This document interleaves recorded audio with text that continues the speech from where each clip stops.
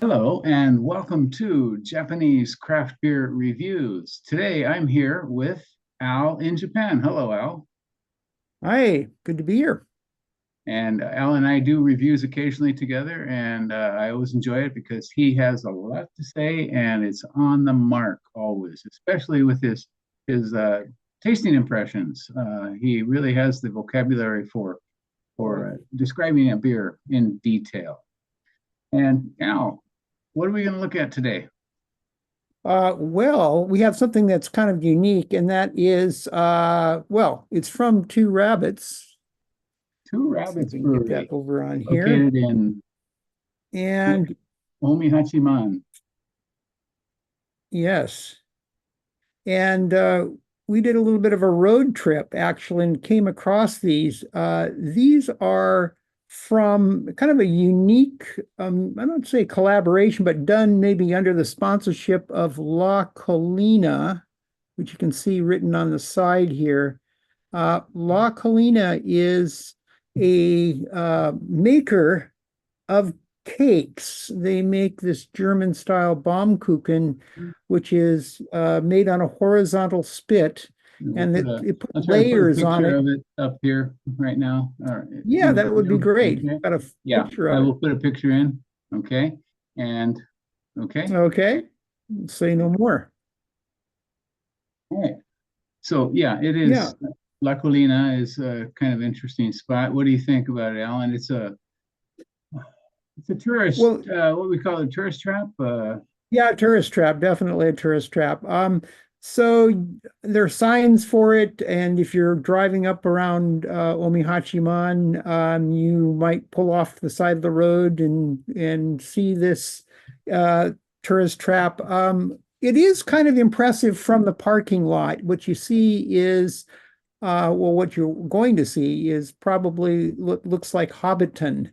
Mhm. It's a grass. You've got the sort of undulating landscape with a building, sort of a semicircular building, and it's covered in grass. So the roof is really completely made of grass. And it's an interesting idea. It's impressive from the parking lot. On the Yeah, inside, you'll find two shops, basically. I think three, Harrier three, and three shops. three Okay. shots. And they're kind of repeated throughout as you walk Mhm. through the semicircle, they're repeated in various forms throughout. So it's a commercial venture that's made to be something to attract. I'm not sure who the audience is, but certainly lots of young Japanese people on dates seem to go there. It is Mhm. kind of unique, Yeah, but it's all about eating and buying Baumkuchen or some other goodies, yeah. um, snack stuff. Okay. Yeah, Baumkuchen, and actually, it's owned by a company called Tanea, and they have Tanea Company and Club Hadier, and Club Hadier specializes a little bit more in Western style confectionaries. Tanea is more for the Baumkuchen, Baumkuchen cake, and it is everywhere out there. How would you describe Baumkuchen, Alan? Well, since it's made on that spit and on in a long roll shape, and then they slice it up, Mhm. and when you turn it over, it's got these, rings like tree rings. Uh-huh. Literally, Baumkuchen means tree rings in Germany. That's So right. you Baum can is see, tree and Kuchen is cake. Uh-huh. yeah. So tree Al and I cake, both and have some German background, yeah, yeah. but yeah, Baumkuchen is, I think, probably much bigger here in Japan than it is in other countries outside of Um, Germany. It was started by a man who was working in China, and during World War One, he was taken prisoner by the Japanese forces at the end of World War One and transferred to a prison camp in Hiroshima. And mm, he started making Baumkuchen there in the prison. And when he was released, he went to Yokohama, and there's a large foreign community in Yokohama, and he opened up a Baumkuchen shop there. Later moved to during after the earthquake in 1923, his shop was destroyed, and he moved to Kobe. And and the shop is still there in Kobe. So you can find what's called Jukheim. Is it Jukheim? I'm not sure the German pronunciation. Yeah, of course. J-U, yeah, Jukheim, I guess. Yeah. So they're still there, and apparently they were, quite influential. And Baumkuchen is now everywhere in Japan. Apparently, it's a popular wedding gift because of the ring shape. So, yeah. Yeah, it's funny. You'll see at department stores, there are often lines. I mean, if there's a line for a cake at a department store, there's a good chance it's Baumkuchen. It just seems to be very, popular, or like you say, for ceremonial stuff or special occasions. Yeah. I've had it. It's okay. I don't think I ever need to eat another one. I'm sure we will have another piece at some point in our lives, but it's not something I really look forward to. Yes. There's no escaping. If you're in Japan, you will come across Baumkuchen. Baumkuchen, yeah. Okay. Yeah. So I think that's enough about La Collina. Go out there if you want. You'll probably hear about it if you live in the Kansai area. You might hear about it at some point. But I think both Al and I would say, if you're in Omihachiman, Omihachiman is a lot more interesting things to look at than La Collina. But if you're there, you might as well go ahead and do it. Yeah. All right. And now I'm going to talk a little bit about Two Rabbits Brewing Company, which is the maker of this beer. Two Rabbits here. And Two Rabbits is located in Omihachiman, and they've been there since 2018. It was started by two young men, one Australian and one Mongolian, and they were both at Kyoto University studying for MBAs, and they were thinking about possible business plans. And apparently for a project, they ran a computer simulation on where would be a good place to start a brewery. And they put lots of different variables into the mix and threw it into the computer program. And the computer told them Omihachiman. And I'm not sure why, but certainly, of course, a source of water. Also close to transportation hubs, midway between, say, Tokyo, Osaka, Nagoya, so you could get on, ship your stuff easily. Shiga also produces, Shiga Prefecture, which is the state in which Omihachiman is located, is also very agricultural, and they produce a lot of grain, including barley. So these two guys started a brewery in 2018, and they chose the name Two Rabbits because apparently one of the founders, his wife, mentioned, if you chase two rabbits, you will catch neither. And I still haven't figured out exactly which two rabbits they were chasing, but in any case, so Omihachiman is kind of a small tourist town. It used to be a big kind of trading port on Lake Biwa. There was a lot of shipping of agricultural products across Lake Biwa to Kyoto and Osaka. And it has nice canals that you can take boats on. And it's about a third of the way up the eastern side of Lake Biwa, or maybe northern side, and about an hour on the train from Kyoto or so. On Rate Beer, there were, I think, around 50 beers listed. That was the last time I checked. They probably got more now. And I haven't really had that many. I've had, I think, about maybe 10 or so. But I try to buy them when I find them. Okay, so that's enough about Two Rabbits Brewing Company. And let's get into the beer. Yes. What kind of beer is this, Alan? It's pretty unique. And so we're guessing, at least you might know more than I do, but that La Collina requested that they make this particular, some recipe like this, a green tea and rice beer. And I assume, of course, that this would go with the kind of snacks and the Baumkuchen at the La Collina, tourist trap there. Yeah, pretty unique and not widely available, I guess we can say. Yeah. Yeah, I'm assuming they probably asked Two Rabbits to make them themselves. Oops. as an omiyage or souvenir here. Yeah.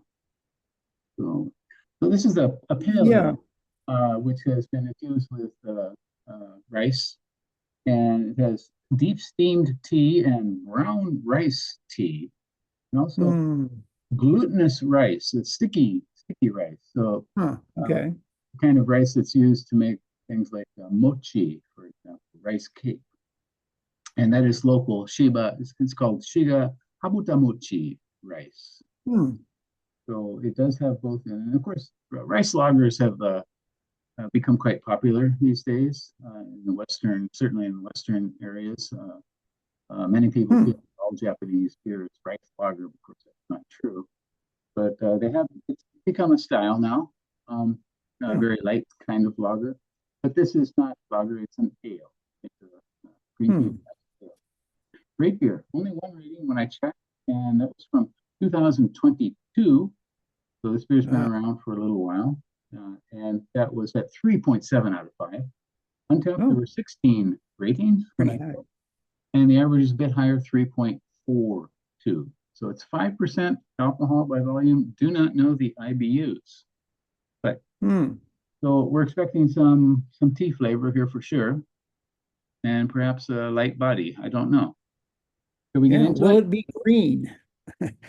We'll find out. We will. Mine's all shaken up. Okay. Let's see here. Okay. Desperately pour it into the. Okay. Spill it all over a little bit. Okay. Here we go. Okay. It is a bit hazy. Could be chill haze. I don't know. What do you think?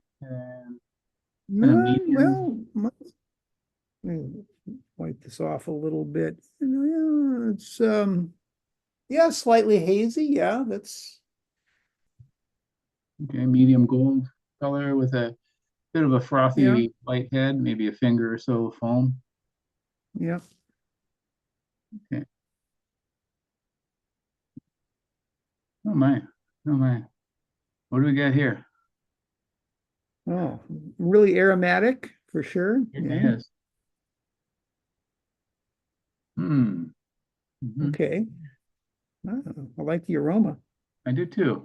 They don't specify the hops in it. Unfortunately, there's no information on Two Rabbits' website about this. There is on the La Collina. So. I get a whiff of the green tea, just a yes, little absolutely. light, very delicate kind of. A bit green, for sure. I would get the sense that this is going to be a little bit sour or something. Yeah, interesting. A little bit pungent, slightly pungent. Yeah, definitely green tea. Okay. Wow. Well, shall we? Cheers to you. Hi.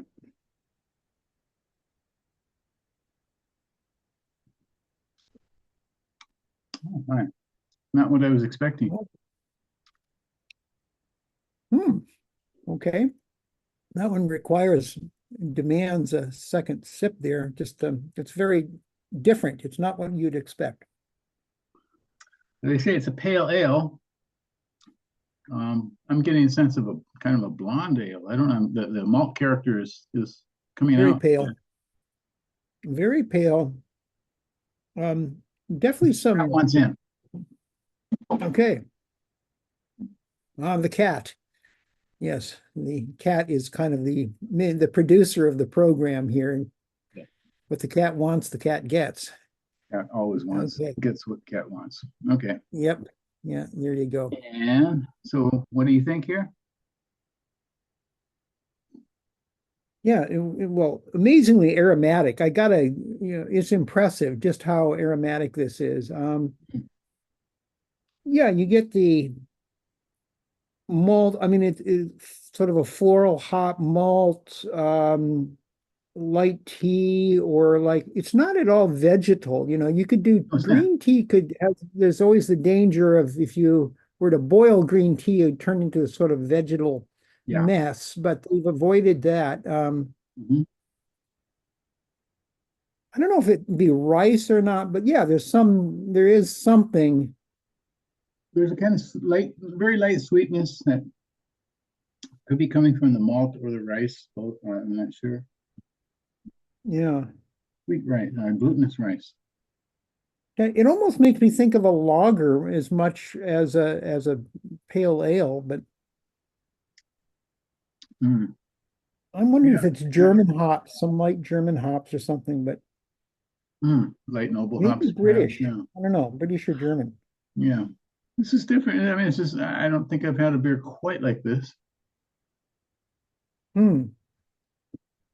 And I know we both had green tea beer before.